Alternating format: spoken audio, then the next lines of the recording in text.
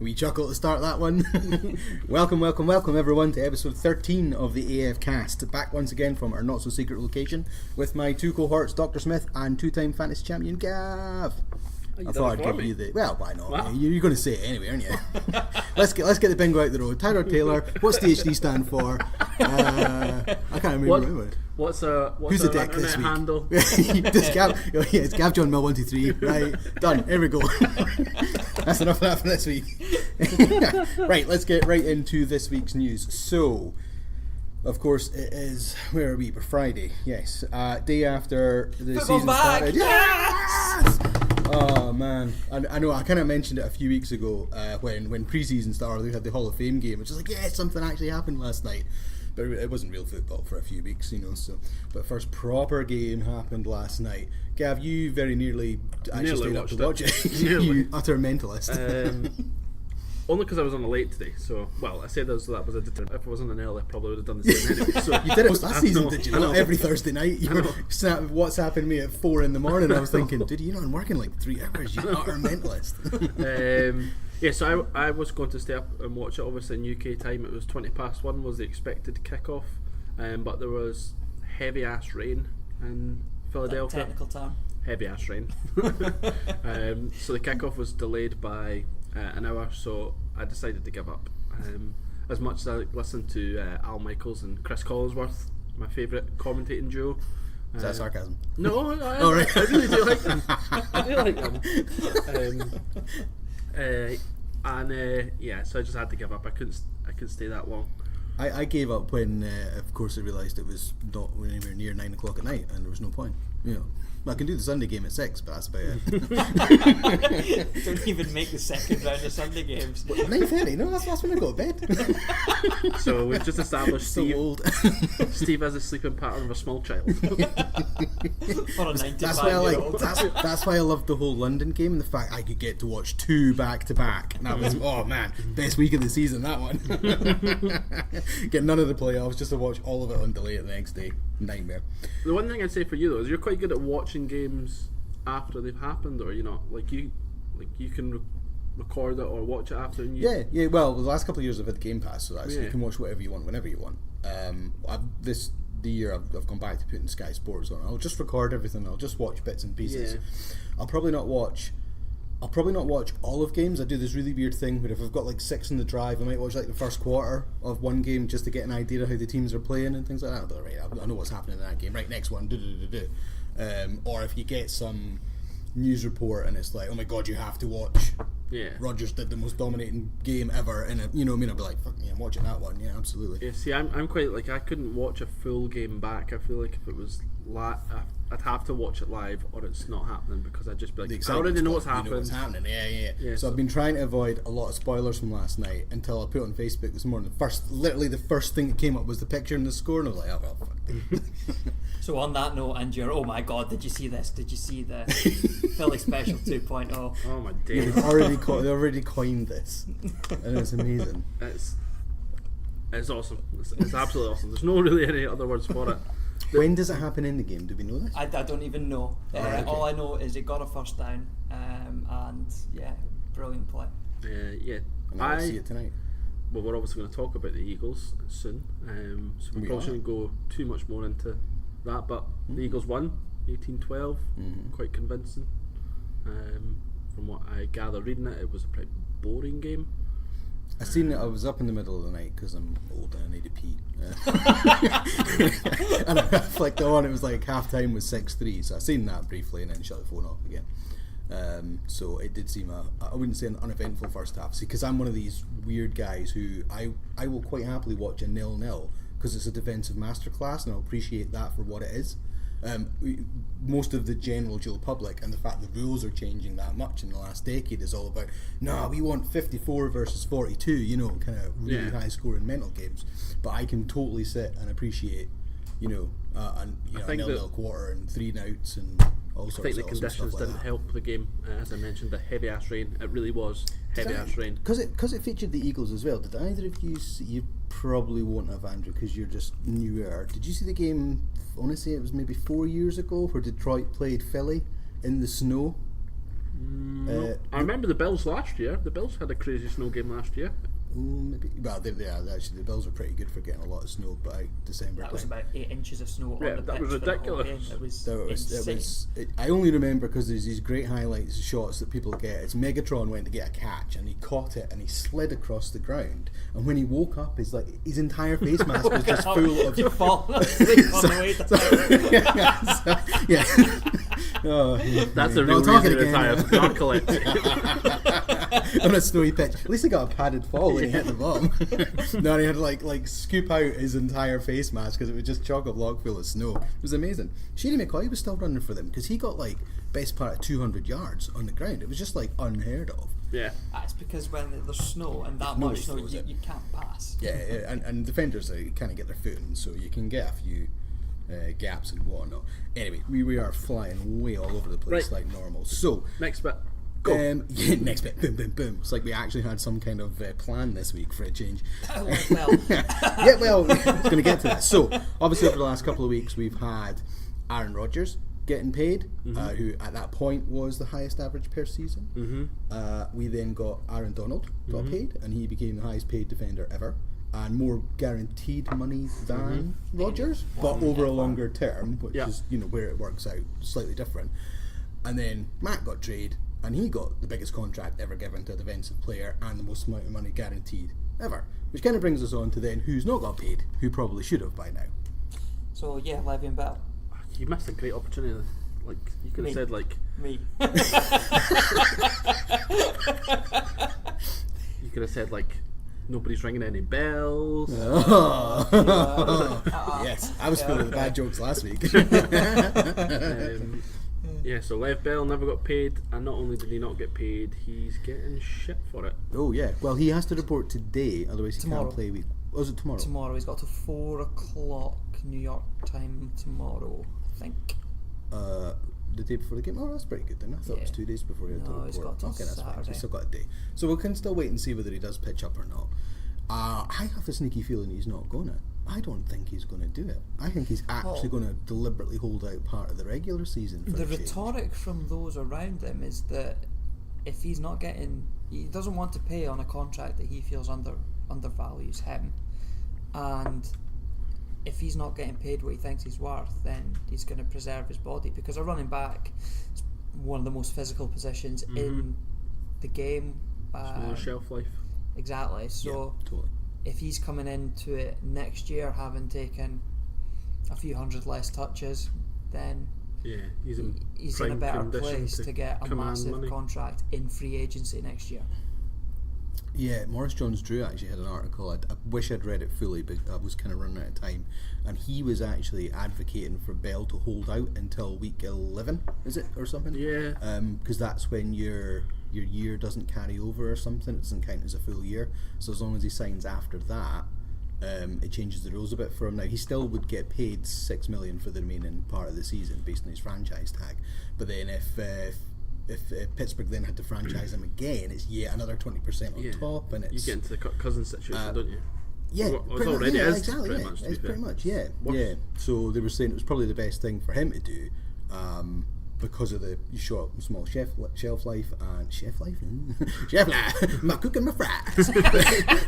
So I'm not sure what happened. What stupidity! I have no idea what's going on today. Wow. Right, anyway. Wow. So what's the can they tag him again next year? You can franchise tag anyone as long as the player signs it. There's no deadline on franchise tagging, but the only thing is it money automatically goes up 20% of last year's salary all the time. Right. So it gets to a point where it gets ridiculous. So there has been quite a few people, as Bell has, franchise tagged twice now. Mm-hmm. Yes. You do see that from time to time. I don't think I've ever seen a franchise person tagged 3 times. No. They always either sort out the deal by then or move them on. So we'll wait and see what happens with that. Do you think there's any way back? Do you think? Because obviously I think... he's getting to the stage now where, he might come back, but he's starting to pee people off. And I think even fans, if he misses a regular season game, I think even the fans will start going right, I know you're awesome, but this is taking the piss. Because I think, is it Maurice Pouncey? Marquise Pouncey? The centre. Yeah, so I think he called him out saying he needs to stop playing hide and seek, so that gives the sort of idea that he'd said one thing and done another, That's the sort of take that a lot of people are getting from that he'd said that he'll be there for X date, and X date's now passed. Yes, that's the thing. See, like there was no questions asked. Aaron Donald was holding out training camp, but he was definitely reporting before week 1. Whether he got his deal or not, because I believe that he wouldn't hold out into the actual regular season. And everyone thought Bell was going to do the same. He was going to say, right, I'm taking most of training camp off, because he did it last year as well, and he pitched up just a few days before the season started. Yeah, and he got off to a rusty start and whatnot, but he still pitched up ready for the games. I just don't know whether he's doing it this year. I think he's just got so annoyed with the whole thing and the fact they've not re-upped him or anything, and it's just... I think the bigger piece is the Steelers are very close to a full implosion. Oh, what, with Big Ben retiring? Big Ben, the Bell situation. They had the issue with and I heard it on another podcast I listened to this morning, was they were talking about some things that had happened, and one of the ones that a bigger case that didn't get as much attention was they all stayed in the locker room apart from Villanova, the offensive lineman who went out for the national anthem. Oh, right. He was the only player that went out. He served in the military. Yeah. Whereas every other player stayed in the locker room during the national anthem. Because there's this whole problem with that now as so well. they were saying that... that load of bullshit. Yeah. It is what it is. It's like, not too sure if we want to get into this or not. Let's not. I think we've been there before. Let's not go. It was an episode called Trump's 10 Commandments or something, wasn't it? We've been there. But yes, I think their full roster seems very unsettled. And Antonio Brown done the Facebook Live thing as well. Oh, I missed that. What was that? Yeah, I missed that too. Where after the game he came out and spoke and called out, what's his name again? Coach. Why can I not remember his name? Mike Tomlin. Yeah. It was after they got beat off the Patriots. In last year. Oh, right, yeah, no, Preseason, right. I think I do vaguely remember it. Actually, yes. No, you might, yeah. So it was like, and I'm sure they had like some agreement on... you can't use social media in the locker room after the game or blah, blah, blah. There was a bit of a hoo-ha about whether that contravened any media type rules or not, and I think people were a bit pissed just off like all these different things, even they spoke about getting rid of Todd Haley. They got rid of Todd Haley because Big Ben didn't like him. Yeah. Big Ben wants the playbook to be his playbook, and it pretty much is. Yeah. But it just shows you like it doesn't matter how good you're doing, because their offense has been amazing. They still got rid of Todd Haley because Big Ben didn't want rid of him. So he's had all his things. So it just seems very.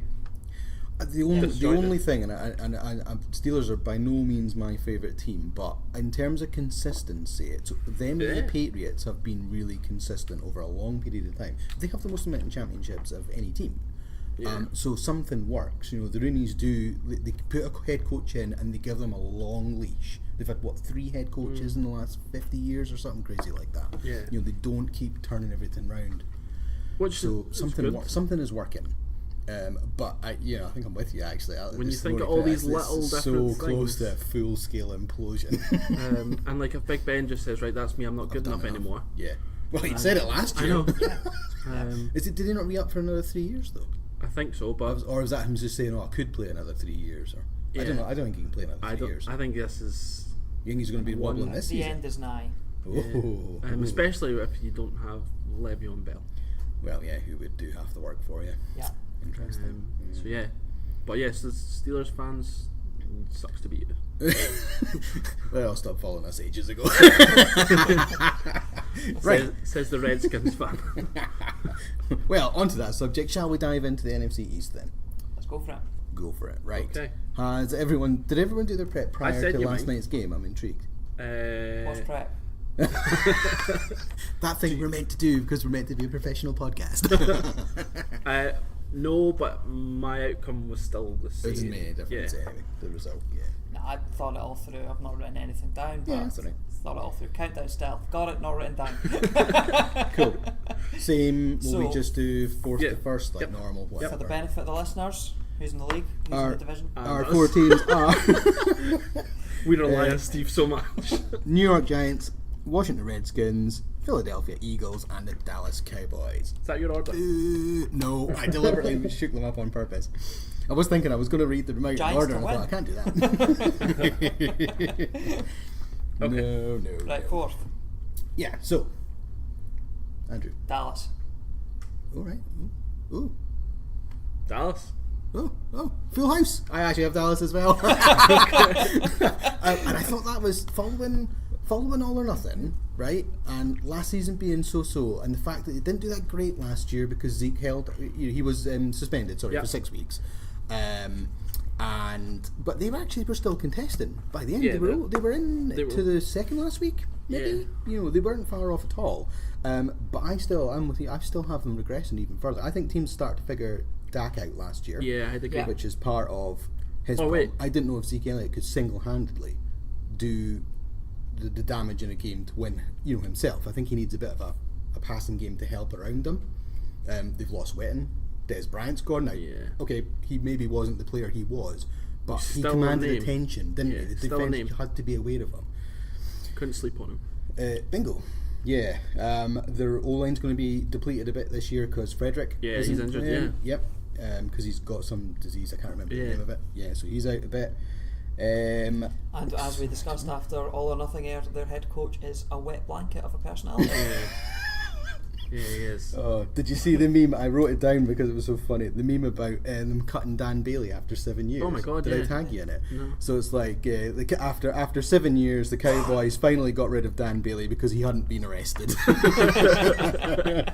Yeah, That was a strange one though, wasn't it? Like nobody seen that coming. No, has he re-signed on? I get a feeling. Did he go to the Jets? No, I think he's still I thought he was a free agent. Is he a free he's agent? still a free Right. agent. Cool.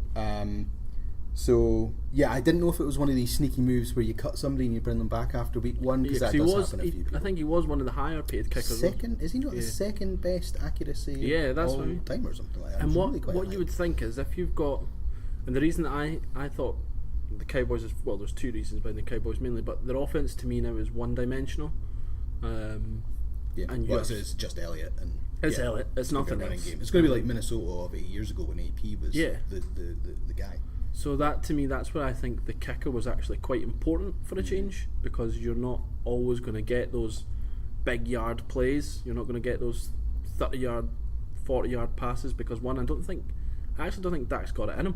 Like, I couldn't tell you the last time I watched the game and thought, or seen Dak Prescott throw deep downfield ever. I know we talk about this just about every episode, and it's usually because I get it wildly wrong. But the NFL, this one of the guys did the quarterback rankings. Did you either of you read that? No. Okay. Oh, I've seen that. Because they put yeah. Prescott, I want to say about 13th or something. In my head, I was like, "Whoa, that's way too high that's not for him." Nah, I don't agree with that. So yeah, but hey, we I'd could all rank be him talking out our arse. 13th in the NFC, maybe. Yeah. Yeah, that's probably about One thing actually I meant to say before we actually start doing our rankings, which I wish I did now. Steve, you're going to have to cut this. No. Is this division got the smallest gap between each team? No. Now, I was thinking that. Yeah, I know where you're going with this, and I'm going to say no because I think the AFC West is going to be closer. As Broncos, okay. Maybe not the Raiders, but the Chiefs and the Chargers. Okay. I think there's going to be quite a battle there. NFC South is going to be a battle, and there's not going to be much between. Certainly the top. I'm not so sure about Tampa Bay. I think they are gone. Yeah. But I know where you're going with that. Yeah. And actually, yeah, this could be one of these divisions that gets to the end, and you're like, Jesus, there was only 2 games between top and bottom. It's a bit close, but you know what I mean. Yeah, I don't think one team's going to fall out. I think it massively, and that's not even being biased as a Redskins fan, because obviously I hate the other 3 teams. But I could genuinely see a way in my head where like this division, like there's an easy argument for every one of these teams. Like, cause even so, we're all saying unanimously Cowboys 4, but we could all unanimously agree that if Zeke Elliott is as good as he could be, they're not 4. Yep. Yeah. And throw in, they've got who was the first round pick? Do you remember? Leiden Vender Ishk. Yep, there we go. That's one of our two. And Delish Goddard. Yeah, funnily enough, he's going to be mentioned later on. Yeah.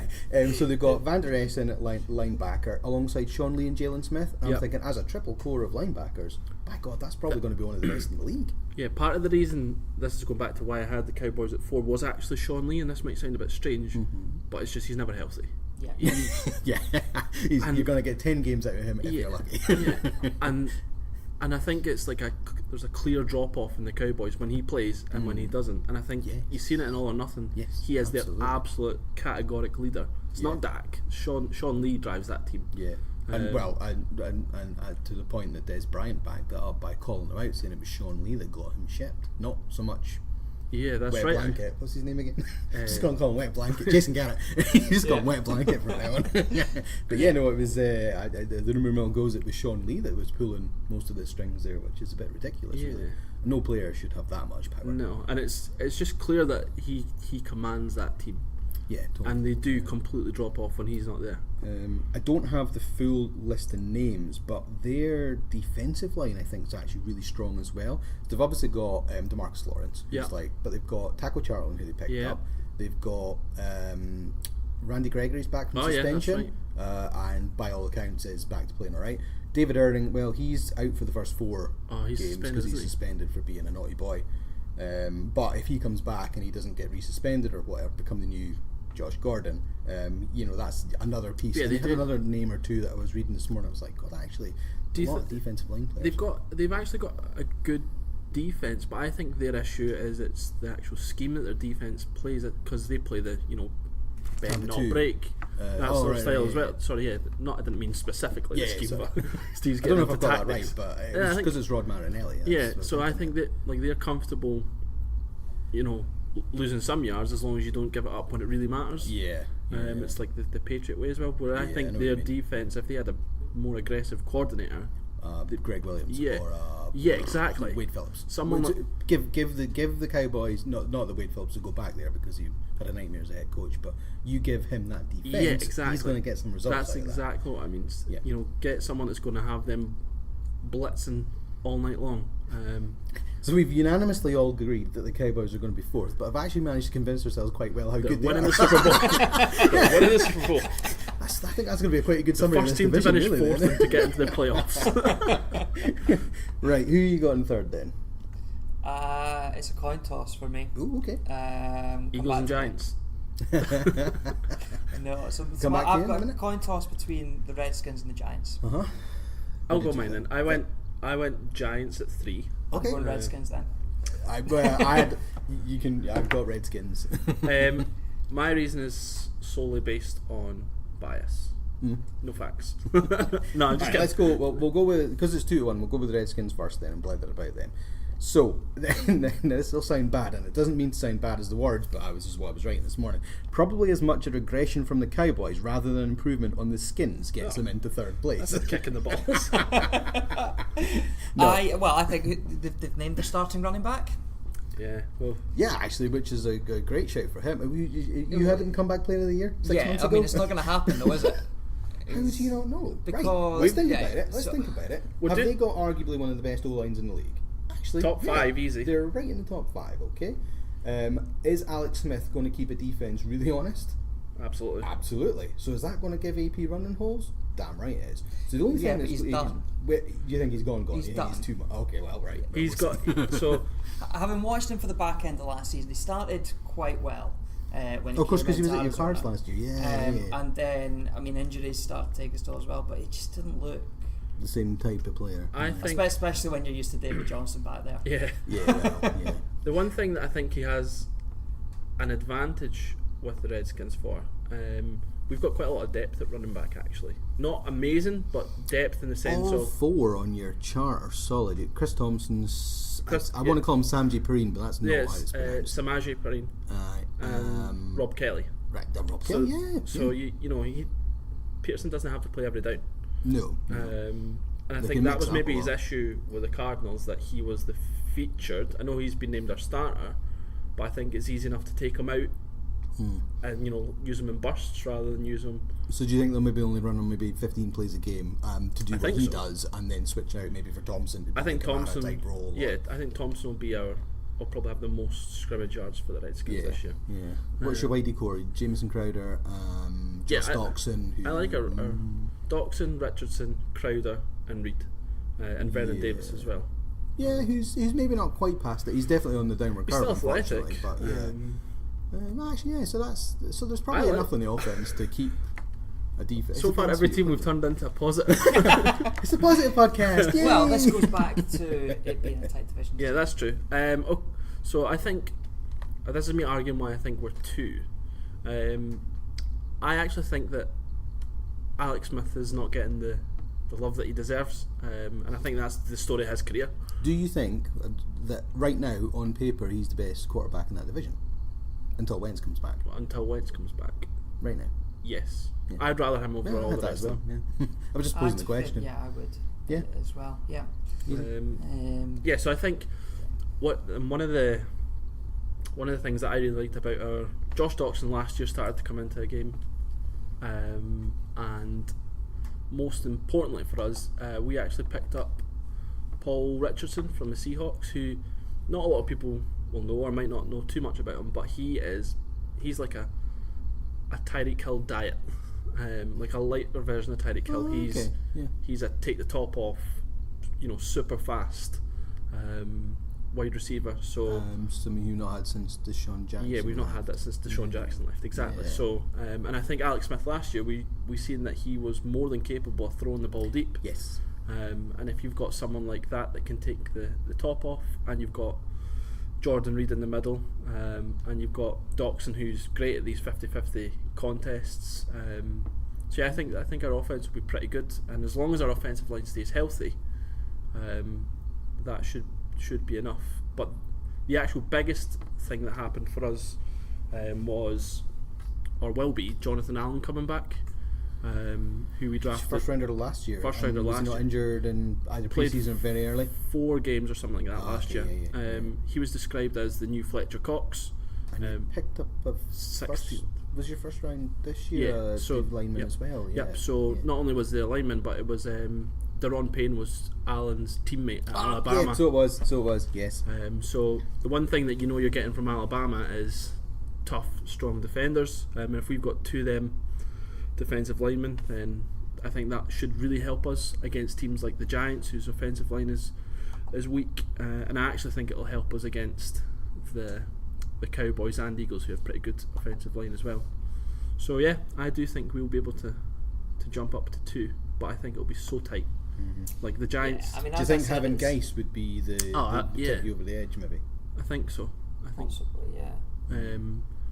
I don't know. I think, albeit there's maybe only a game between them and who I've got in second place. It's I think that they just a little bit behind. You're not a fan of. I was going to say Jay Gruden. No, it is Jay Gruden. Yeah, I was going to say Jay Cutler first of all. I don't like Jay Cutler either. No, I have a love-hate relationship with Jay Gruden, where I love to hate him. I'm sure you've been quoted on this podcast as saying "fuck Jay Gruden."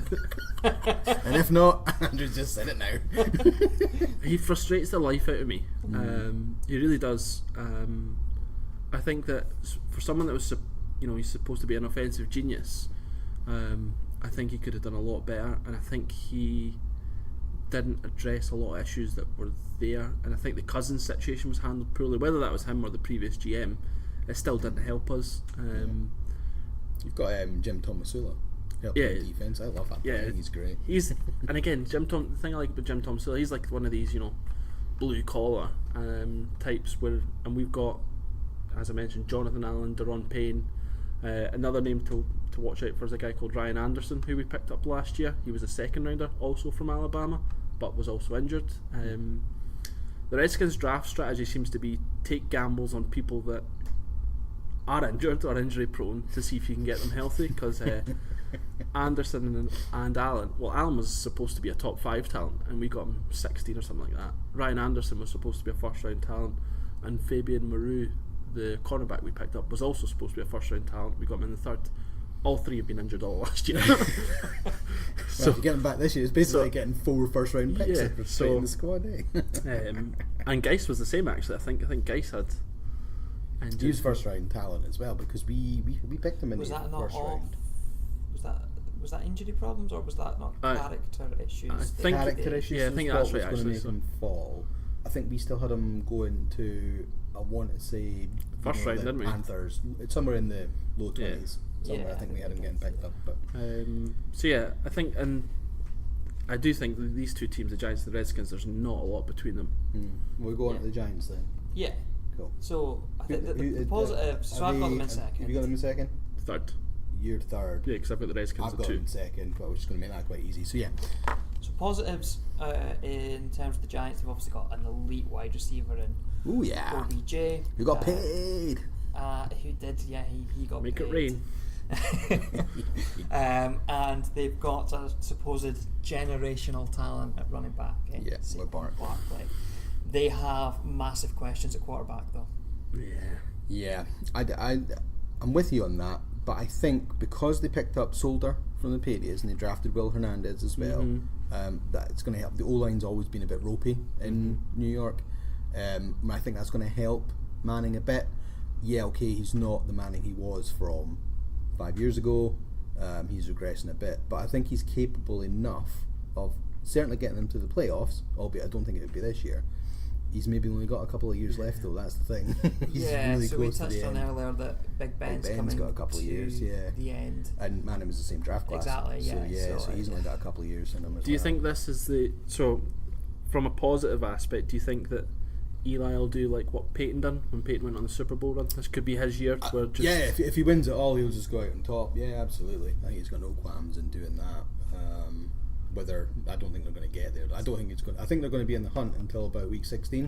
I think they're going to push it, but I don't think they're quite going to make it. I think I think that's the problem, because we talked about this actually last week. The NFC is so strong. I think that's the problem. You put them over the AFC side and switch someone else. There's no questions asked. They're absolutely in that top 6. They have when you look at the names in their team, there's some really good talent. Landon Collins, Janoris Jenkins. They picked up Alec Ogletree from the Rams, which I'd forgotten about. They got him via trade back in March. So that helps because the linebacker core's been a bit ropey the last couple of seasons as well. And they picked up a third rounder, Lorenzo Carter, as well, who I don't know anything about, but they put him in the linebacker core as well. So yeah, to address that. So and they've got Olivia Vernon. Oh yeah, Vernon, yeah. Can't even speak. But the only other thing I'd sort of jotted down is, of course, week 1 they're up against the Jags, so I think that's a really good test for them on Sunday, just to see where they're at. Which is actually quite a good story as well. Tom Coughlin. Oh yeah, totally. Against his old team, so that'll be interesting. But I think the Giants, a lot falls on Eli Manning and the unpredictability of how he will be this year. He's just got to not throw interceptions and they'll be fine. You know what I mean? If he takes care, wobbly ducks like his bro did.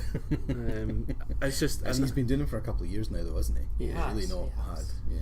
In my time watching the league, he's not high on your list at all. Not at all. Obviously, going back to the Jameis 2 Winston comment, when I tried to say Jameis Winston was a decent quarterback, I think, and then when we placed him, we put him at maybe 28th. Was Manning below that? I'm trying to remember. He must have been. Yeah. Bortles. He's got possibly to be. Manning. Yeah. Flacco. Anyway, Flacco, who I'm not so against now that I was ages ago. So is that Giants? Yeah, comfortable with that. Yeah, and all 3 of us, I'm assuming, have got. We've all got Eagles at one end, so. But it's not as much of a whitewash as last year was going to be. I think there's still going to be a couple, maybe 2 games ahead of the Giants, just because they'll get in as division winners. They might have to play wildcard weekend though. When are they expecting Wentz back? Week 3, I think was the. It's varying. Originally it was October, so it wasn't like it was maybe week 5 or 6 before he was back. Then it got pushed up to 3. There was rumblings last weekend. They were toying with would he actually go in this week? I heard that as well. They've now got a 10-day break till game 2, so I wouldn't be surprised. I think he'll be back for game 2. Yeah. Do you think he'll start straight away? Yeah, I would. I think if he's healthy, they'll just put him in because I think. I didn't watch last night's game, but Foles didn't have a great pre-season, and I don't think he threw a whole lot last night. I'm thinking he did a Joe Flacco, and it's one solid post-season run that he's going to cash in on for the next 10 years. I don't know if he's. No. I think the fall-off's greater than what a lot of people think.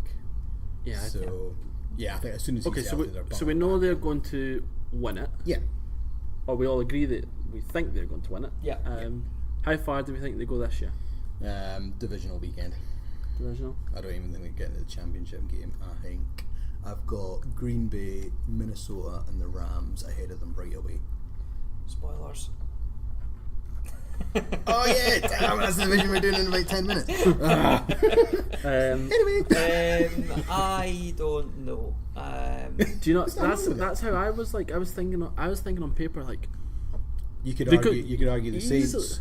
The Saints could go further than them as well. I mean, if you argue on paper, they shouldn't have been in the Super Bowl last year. Well, no, they shouldn't be. You're right. Yeah. They won the whole damn thing. Yeah. I think when you look at them though, there's just something about them that's just like it's hard to write them off. I think it's hard to say that they're not going to do it because last year they weren't going to do it. Was a part of that they thrived last year on the whole underdog mentality, and actually this year they go into that as defending champions. You can't have an underdog mentality when you're defending champions. I don't think, and this is me being very, I can't remember the word that I'm trying to use here, but I don't think Philadelphians or people from Philadelphia have that attitude of underdogs. I think they're quite.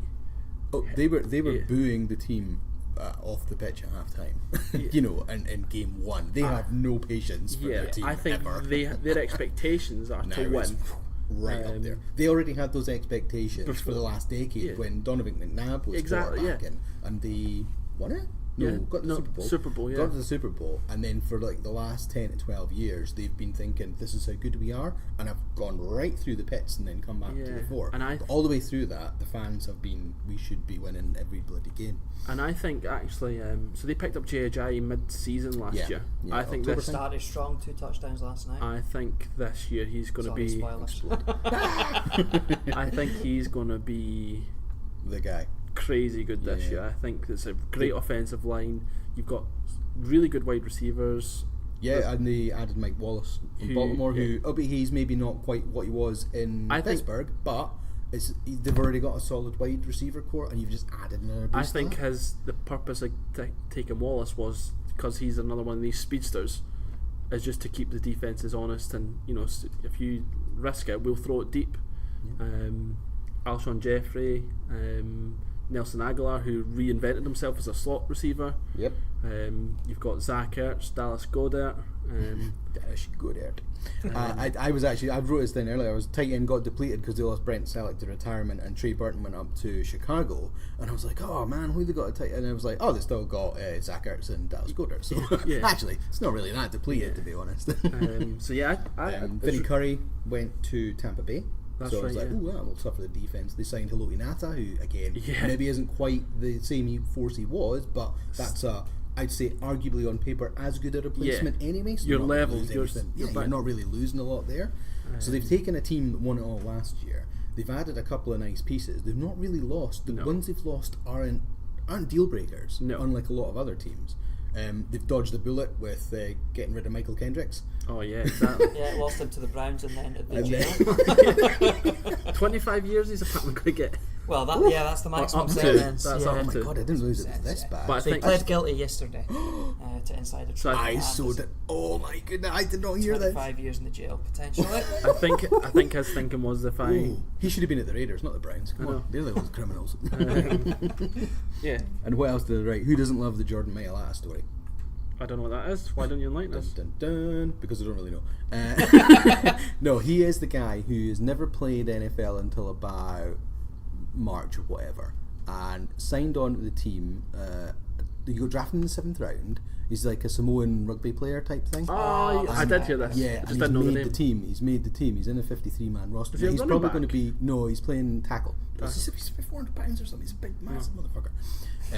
But I just love the whole fact that some guy who has never played NFL, who's never played NFL until basically 6 months ago, and he's made a squad. That's just ridiculous, but in a good way. Cool. Now, he's probably going to be one of the 7 names that get dropped every Sunday, unless they've got any depth issues on the O-line. But the fact he's even there and in the mix is just unreal. Yeah, it's pretty cool. Not even stashed him in the practice squad, or in like Lawrence Okoye, who was, our Cowboys. discus thrower. Was it Cowboys? 49ers took him. And actually, they were really good to him. They kept him in the practice squad for like 2 seasons to try and bring him on. The top when Tomasula was there, and they were trying to make him a defensive end or something like that, and he had the stature for it, but he just didn't quite technique. Yeah, the technique was lacking, but they gave him a couple of years, so who knows what happens with this guy. Okay, so Eagles were not sure how far they could go. But they're going to win the division. But also we're counteracting that actually this division is still really strong, but we're still thinking whoever Even if it's not them, they not actually might do that great in the playoffs. Interesting. I think they're the best set to go for a run. I think if there was a shock winner, I don't see any of the other teams getting far. There's no wild cards coming from this division. No. South and North, if they're splitting, will be. So. I think there's an argument for the West as we get there as well. Ooh. Well, that was a nice little segue. Good effort. Straight on to that, because time is against us. We're already 40 minutes in. This is awful timing by who's in charge this week. Damn it. Okay, so into the AFC West. So our 4 teams are, let me mix these up a bit. Hold on. We have San Francisco 49ers. We have both had the same urge to do that. The Arizona Cardinals, Hey! the Seattle Seahawks, and the LA Rams. Not the San Diego Rams. No, they're not San Diego. It's the other ones that went St. there. Louis. St. Louis. Saint something, anyway. Yeah, no, LA now, based. So, 4th place, let's go Gav first. Who do you want? Seahawks. Seahawks, yep. Seahawks. Oh, all 3 of us agree. I absolutely am with you on the Seahawks. And considering how close they were last year, because I think they were battling for a wild card spot until at least the second last week, possibly last week. Yeah. They weren't far away from getting in. But I think it's... Yeah, last week. They were definitely still in the mix last week because... Last week? The last week because the Oh, Cardinals the last week. went It's like just last week. Yeah, when it just was last week. pre-season and everyone thought they were going to be okay. But now the real season starts. Being gone. No, so they were in the mix in the last week, and then the Cardinals went up there and beat them in Chris Arians' last game. Yeah. So, what have I got? So, Russell Wilson, he did some ridiculous stat last year. He single-handedly accounted for about 80% of the offensive yards of the whole team. Highest scoring fantasy player last year, Russell Wilson. Oh, really? Right? Did you have him? No. He's going to have to do that again just so they can get some wins. Times 2. He's just so they can get some wins. He's going to have to do some daft stuff like that. Their offensive line is awful. They did get Earl Thomas back, albeit he's missed all the preseason, so he's going to be off to a slow start. He ain't happy as well, so that's not going to be great. They've lost Sherman to the 49ers. Cam Chancellor is retired. Michael Bennett went to the Eagles. Cliff Averill got released. Jimmy Graham went to the Packers. They lost Paul Richardson to the Redskins. Thomas Rawls, albeit he wasn't great, he was still their feature running back. He's gone. Sheldon Richardson went to the Jets. Yeah, they've been... And they've not really replaced any of them. Bar one person who I'm going to mention in a minute. Yeah, but they have the best feel-good story of the NFL. That's exactly what I was going to say. Now, this is going to be awful, and our pal Tartan Koala on Twitter will probably disown me. I wrote, and you can actually verify this, that Shaquem Griffin story, though. He want him to single-handedly win games, and then I realised what I wrote. I was like, oh shit, that's so bad. That is so bad. I was thinking more because Russell Wilson could single-handedly win it for the offense. He's going to do it for the defense. Yeah. I was like, oh my god, I'm going to hell, and I'm going to burn. He has no other choice. He can only win it single-handedly. Yeah. But anyway, let's go back to his whole story very briefly, just to get some positive stuff. So his draft was easily one of the most holy fuck drafts I've seen in a while, because you've got the aura of, I mean, we don't watch the college game much over here at all, if anyone does in the UK. Just we don't really get access to it, generally speaking. And so we don't know how these players do in college, more or less. And what he was doing at the combine, when of course you've never seen a player play with one hand before. This is weird. And he was doing, like, he had the prosthetic for doing the bench presses. He caught every single pass for an interception that was thrown in his general direction. It was just like, wow, what's going on here? And then the story got better and better and better. He got drafted in the 5th round, and you know what? And he made the squad. Not only has he made the squad, he is starting. His brother's at the alongside Seahawks, his twin brother. Yeah. Then that's his cornerback. Yes, I think he's cornerback. Yeah. In the reformed Legion of Boom, they obviously can't go by that name anymore. Surely, they can't be called Legion of Boom anymore. Nope. All the original members are gone. Yeah, and they're going to be a bit pitch. Yeah. Just a bit. So in summary, they've got no defenders. They've got no offense other than Russell Wilson. Who's going to have to be scramble about, run about daft like he always does anyway. But those pirouettes are going to have to go like full circle for him to get anywhere. So So yeah, they're in a lot of trouble, and I think Pete Carroll retires at the end of the year.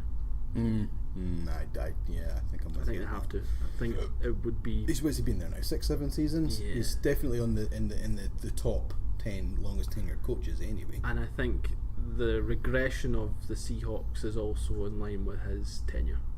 If you were to map it out, like when he first came in to where it is now. Yeah, so the first 2 seasons he took them to the Super Bowl, and it's just been a sort of gradual decline since. And Russell Wilson is, he's an amazing quarterback. Yeah. And you can still Before we have. discuss the rest of the teams, does this division have the best depth at quarterback in the NFL? yes. 1, 2, 3, 4.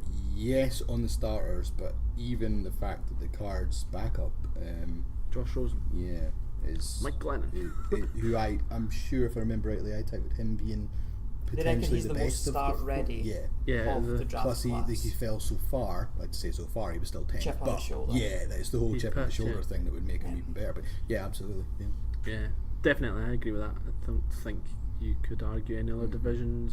So there's many other 4 teams would take any of them. East is Good probably quarterbacks. closest. No, it's not. Eli Manning. Forgot about him. And Dak, actually. I was just thinking about Alex Smith and my man crush on him now. Anyway. North? It's one to take away. No, oh yeah, North's a good shout. 'Cause we don't know about Trubinsky, but certainly The other 3, Keenum and not Keenum, the other one, Cousins, Cousins, and Rodgers. Yeah. Yeah. Okay, so maybe it's north or west. Yeah. But yeah. Okay, cool. 3. Who, me? Oh right, I've gone with the Cardinals. Ooh. Yeah, and third. Gav's gone with the Cardinals probably. Gav hasn't. Oh, okay. I haven't either for obvious Oh, good. reasons. That's fine. Yes, you I two like team I- bias. Who'd you take on with then? And we'll go. I with went that. 49ers. Yeah, I went 49ers too. Yep. My reason behind it was a few things. First of all, they lost Jerick McKinnon, who I think they had a lot of hype about. I think they expected Well, really they gave big. him a really decent contract. He got daft money and he's moved to the point people were like, "What the fuck? think He's getting they- how much?" I think they expected a lot from him. And now he's out for the whole season. Yeah. I think they've seen him as being a 3-down back, pass catch and running. And now they've got a Matt Breda and Alfred Morris. I'm not sold on Alfred Morris. I think there's a lot of pressure on Jimmy Garoppolo. Yeah, so for me, I mean, he's undefeated in his starts in the NFL, isn't he? But he came in when the 49ers He has had had- nothing yeah, to play for. So he has not played Yeah, under pressure yeah. yet. Yeah. And do you think he goes into the season with that pressure because of the run they went on in the last? 100%. I think it's how once they have their first defeat, which could very well How be does week he 1. respond to that? How does he respond? Because How you does could the team respond to that in the greater as well? Yeah, I think they are not as good as I think they're being built up to be. I think the hype's gone a little bit too far here. Oh, I am believing the Jimmy G 2.0 hype. That's actually what I wrote next to the 49ers. And I've been wrong in many a thing before, so hey. I think as well, so they've got some decent wide receivers, Garcon and Marquise Goodwin, and Greg Kittle, obviously their tight end, but I don't know, I feel like they're going to be a bit flat, and I don't know why. I'm struggling to remember all the names, which is terrible. But they've got it's their D line. They've got 3 Forrest first rounders. Buckner, Yeah, Eric Armstead. Eric Armstead. Yeah. Eric Armstead, And sorry. was it this year they picked up a third one, or was it last year? I Can't can't remember. Who, in theory, if they get on point, that should start causing some serious havoc as well. I don't know. I just got. I This, don't think there was going to be much between them and the Cards. I don't know. I think the Jerick McKinnon thing is a lot bigger than it's getting credited for, and I also think that the expectations are a little bit high because again, like we spoke about, as soon as they have their first defeat, if they bounce back and go out and smash someone, then yeah, sure. Yeah. But I don't know. I just feel like that's a big test that they've not faced, and it's Right, so let's flip it then. Let's go to. Cards. Well, I'm assuming that's who you've gone for it too. Yes. Yeah, let's go then. There's Why no- the Cards going to get second rather than the 49ers? David Johnson. Yeah. Yeah, so that offense in general, I think, is stronger than the 49ers. We're not overly strong at wide receiver. You've got, Larry Fitz. yes, The safest pair of hands in the business. yes. And if Sam Bradford is fit, and we know that's a big if, But Made a Sam- chocolate. There's a Gav bingo. Made a choice. You haven't said that in a few weeks. Yeah. But if he's fit, he's one of the best passing quarterbacks in the league. Yeah. And him throwing to Fitzgerald, he's not going to miss the target, and Fitzgerald's not going to drop the ball. Drop it. Yeah. So they're going to get first downs. And David Johnson just to do what David Johnson does. Yeah. Jinky's gonna get the 1,000. Aye. That's obviously what he was going to do last year until he broke his wrist in week 1. So he wasn't really going to do it because. Yeah, Oh no! that But I was mean, the hype. all the hype That before was he the was like, hype. "I'm going to be the first person to do 1,000 rushing yards and 1,000 receiving yards, and I'm going to kick the arse out of Absolutely everybody." could. Yeah. I think he's the best set to do it. I know Gurley's good at catching the ball as well, but I think the limited weapons actually probably encourage to throw the ball to him as well. Yes, yeah, totally. I pretty much agree with all that, to be honest. As much as I ripped on Johnson last season following his injury, as Andrew quite rightly points out routinely, it's just a wrist injury. It's nothing severe at all. Right, so technical hitches. We're now technical hitch 2.0 because the stupid ass computer restarted itself, and then when I got it up and running again, we were recording on the wrong microphone, and it's all gone horribly wrong. So if by the time I stitch this together, it sounds really daft, then it's entirely my fault. No So, joke. blame the Russians. Oh yeah, that's the bit you nearly missed on the last cut that I just didn't bother saving because I'm useless. Blaming the Russians. Right, so who were we? we were talking about the Cardinals. NFC West, talking about the Cardinals. For Last thing place. I remember was Steve Right, Wilkes. so we don't know how much we're going to get from the last cut when it started restarting. Right, so Cardinals, why are they going to finish second instead of third? David Johnson, 1,000. Yes. Yeah, that was mentioned. Yeah. They've got Larry Fitz. Bradford Larry when healthy Fitz, was Bradford when healthy is one of the best passing quarterbacks in the league. But the fall off to Josh Rosen isn't that bad either.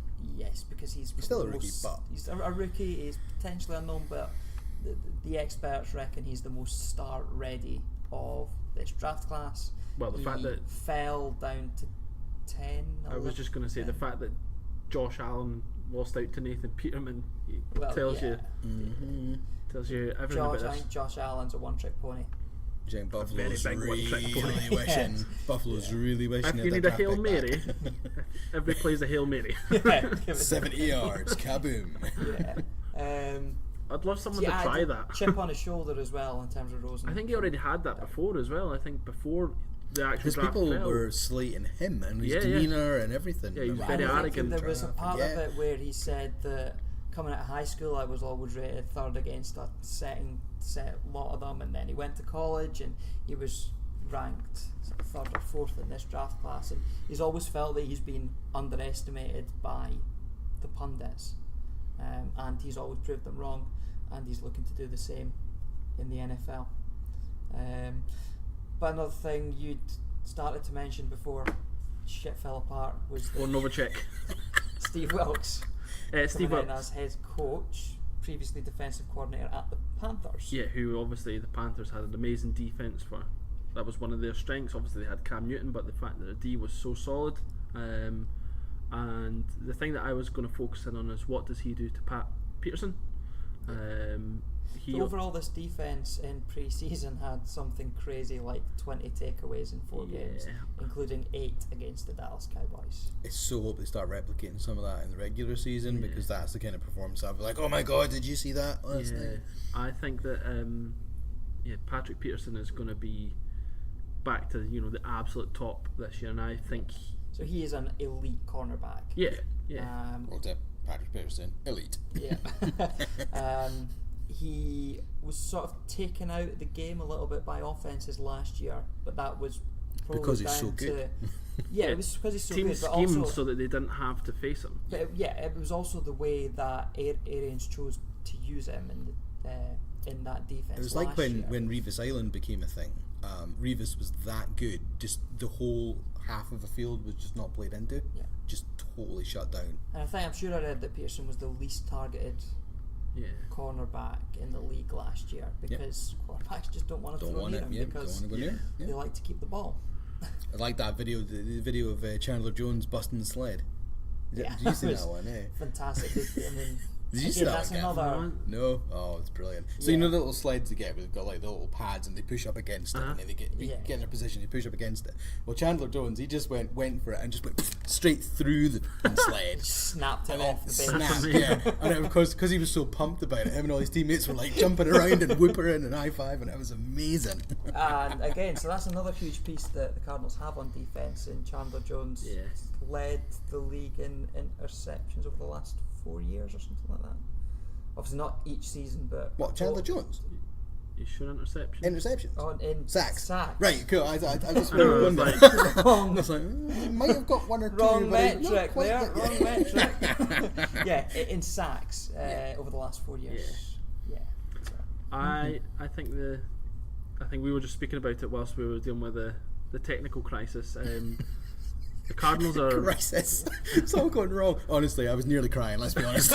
We were like, oh my god, we've just lost 50 minutes of recording and it's already the regular season, and how the hell are we going to get this back together? I'd come into work 3 hours early, which was almost for nothing.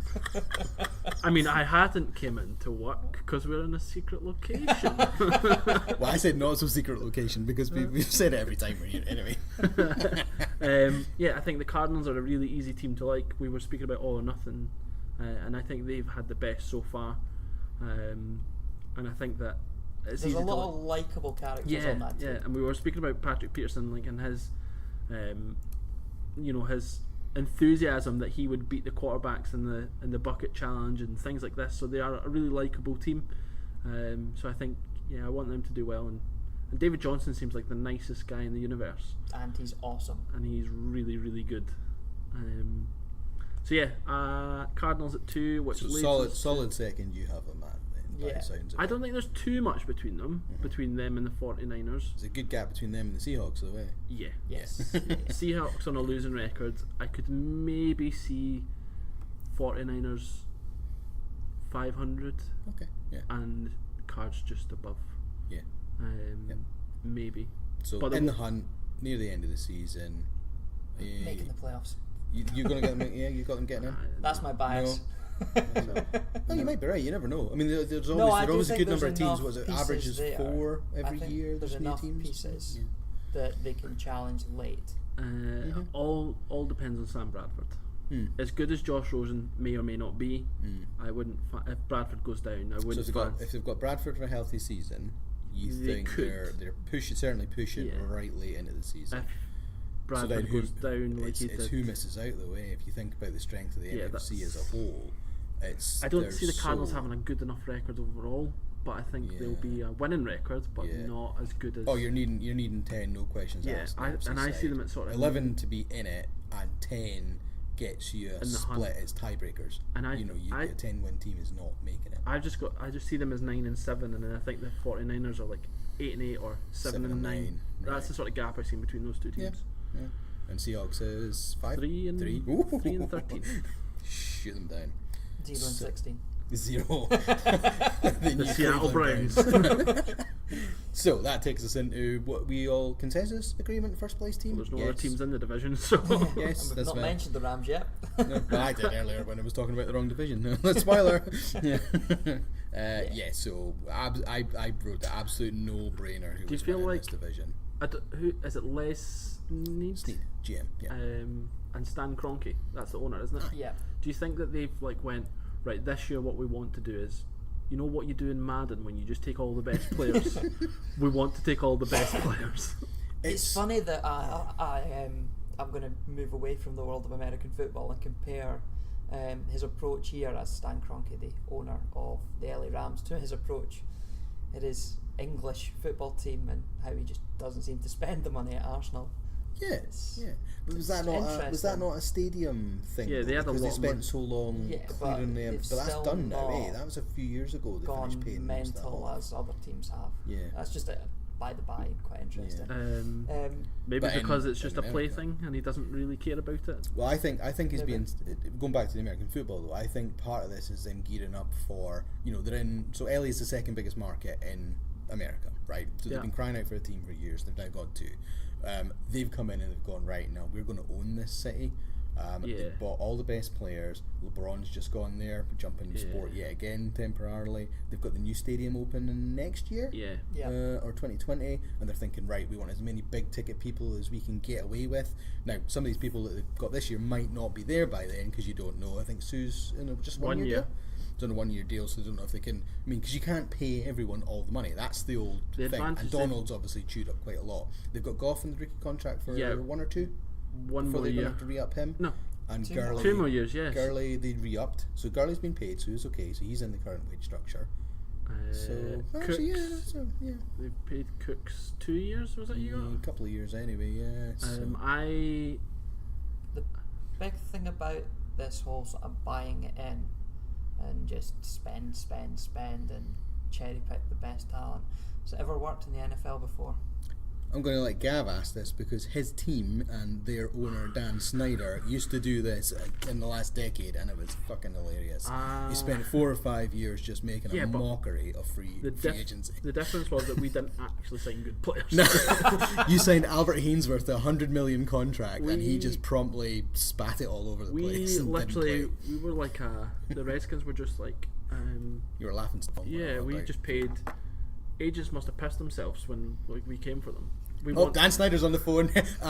So the going rate, the Bills are going to give us $25 million. Yeah, okay, we'll do 30. Okay, yeah, that's fine. Done. Done. It was literally like, you know that in Austin Powers, 100 million. That's what people would have been like negotiating. I'm convinced Dan Snyder was like, my team will be the first 100 million defender. There's no questions asked. It's going to be, I'm going to do it. And it didn't matter who he got. He just happened to get the wrong off season and he picked Hainsworth. Yeah. I don't think it has, but I don't think any team's done it to this level. I think. Could it all explode? Oh, totally. Yeah, it might not. I'm not sure actually. I don't know. Well, that's right. The only thing that makes me think it possibly doesn't go wrong is Wade Phillips. He is super coordinator extraordinaire. He's already got a solid defense from last year. You're adding in Talib will play for him. Talib's an absolute wildcracker. He's a mentalist. But he knuckled down at the Broncos when Phillips was there. I was just going to say and that. Talib himself came out and said the only team I would go to, you know, when he's talking about his departure from the Broncos, the only other team I would go to would be Rams because Phillips was there. Yeah, I think, and Talib was hot under Wade Phillips. Like he was one of the best in the league. You put Peters on the other side next to him. Marcus, the two of them are just going to be. Oh, don't get me wrong, absolute head cases, but they're picking balls out of the air, left, right, and centre, and having reeks of fun with that.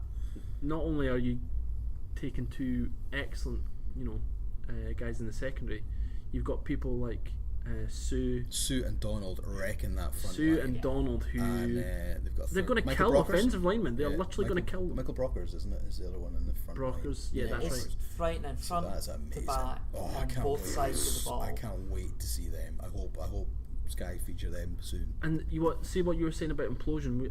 We were speaking about it during our technical difficulties. Sean McVay. Yes. I think his presence, the way he speaks, when he speaks, people listen. And you're going to have your crazy characters, and he would have dealt with that already. Last year, he would have had a lot of these people. He would have dealt with Aaron Donald last year. The only person that I would genuinely be concerned about is Sue. He's the only one that seems to have a really negative rep wherever he goes. But again, I think Wade Phillips is the man. He'll be fine as well because he's on a 1 year deal, so he's going to be motivated to so he can cash in again next off season. And we've not even spoke about their offense yet. You know what I mean? Todd. Just because it's all about their defense, isn't it? Todd Gurley. Yeah, that's just insane. He could be even better than last year, and that's scary considering how good he was. Where do you rank Jared Goff? Me, actually, I've not got him as high. No, I'm tainted though because I read that quarterback index yesterday. So just say what you say. Where did I think he was before that? Right, let's narrow it down. Where do you have him within this division? 1. You have him ahead of Russell Wilson. Oh fuck! I forgot Seahawks win the division. 2. I would take him above Sam Bradford. Would you take him above a healthy Sam Bradford? No, but you very rarely get that. I'm going to take it on face value, and we're going to assume that Bradford is Bradford and not healthy. Chocolate. Right, yeah. So, maybe it's the second best division. I think it's a bit of an argument, though, because so he's not... 2, possibly 3. 2, I don't know. 3 if you... Yeah. If Bradford was able to be Bradford, healthy Bradford, he's 3. But Bradford hasn't done that in so long, where you can't rely on that. So I would go for Goff. And the other thing I think is, so this is his second year with Sean McVay. Yeah, he's gonna keep improving. Up another level. And I think that they've added Brandon Cooks. I was speaking before offline about a bird just flew into the window. Why is the world conspiring against this podcast? Clearly. And Todd Gurley. I think Todd Gurley could easily. He's an elite running back. He could. If the Rams win it, he could. If they win it all, he could be the first running back to win MVP. Ooh, there's a shout. Anyway, I'll leave you with that thought, that bombshell. Oh, that bombshell. Right, okay, Clarkson. I think that'll do. No, I was more thinking about the Russian thing again. Bombs, Novacek. Not the worst thing we've said in this podcast. Apologies to Mr. Griffin yet again. So, You didn't let's have sign to out. take us back there. I know. Sign out, Gav. Do you remember anything? No. Andrew. See you next week. Yes. Actually, on that. So we will be going weekly during the regular season. Format yet to be decided, but we will have certainly game recaps, whatnot, highlights, usual stuff. But we will endeavour to get it out Wednesday night every week. Trying to aim for a Wednesday. We'll Wednesday, try and have Thursday. it fairly regular for the next wee while. See how we go with that. So thanks again for listening. Much appreciated. Before we sign off, quick thank you to everyone that signed up to our the Champions League, yes. Oh yeah. Yes, that was good. What, we got 11, 12 or something was in there anyway. 16 in the Oh, league. Wow. Even better. I'm sure you could still sign up if you wanted. I know the first game's gone, but I'm sure picks would I still. don't think that would have affected anyone's scoring, because who would have chose any of those teams last night? No, exactly. Yeah, you've still got 3 Yeah, days. sign up. Cheers. What does DHD stand for? Tyler Taylor. You've been listening to another great podcast from the Fair City Podcast Network, a group dedicated to connecting and developing podcasts. Check out fcpod.net for more great podcasts and content.